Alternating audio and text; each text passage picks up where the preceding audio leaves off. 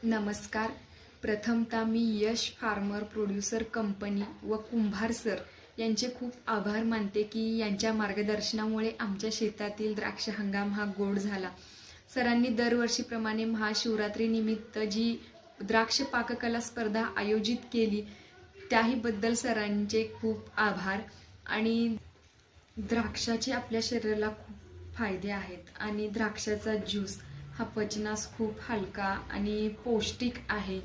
त्याच ज्यूसच्या माध्यमातून मी काहीतरी नवीन करण्याचा प्रयत्न केला, तर मी द्राक्षापासून एक द्राक्षाचे मॉकटेल बनवले. बाजारामध्ये विविध प्रकारचे मॉकटेल भेटतात, पण कधी ऐकलंय का द्राक्षापासून बनवलेलं मॉकटेल? अजूनही बाजारात अवेलेबल नाहीये.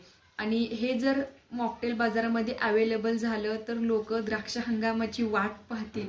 असं हे मॉकटेल आणि कसं बनवायचं चला मी आपल्याला सांगणार. मी हे 2 प्रकारचे द्राक्ष घेतलेले आहेत. एक हिरवी द्राक्ष आणि दुसरी लाल द्राक्ष. लाल द्राक्ष ही फ्लेम व्हरायटीची आहे आणि हिरवी द्राक्ष आहे ती सुपर सोनाका. आपण आता एका ग्लासमध्ये 40 ml हिरव्या द्राक्षाचा ज्यूस घेतलेला आहे आणि त्यामध्ये फ्लेम व्हरायटीच्या द्राक्षाचा ज्यूस 40 ml त्यामध्ये ॲड केलेला आहे. आणि त्यामध्ये आपण आता स्प्राईट ॲड करणार आहोत.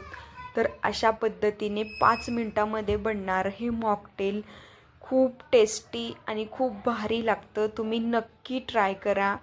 धन्यवाद.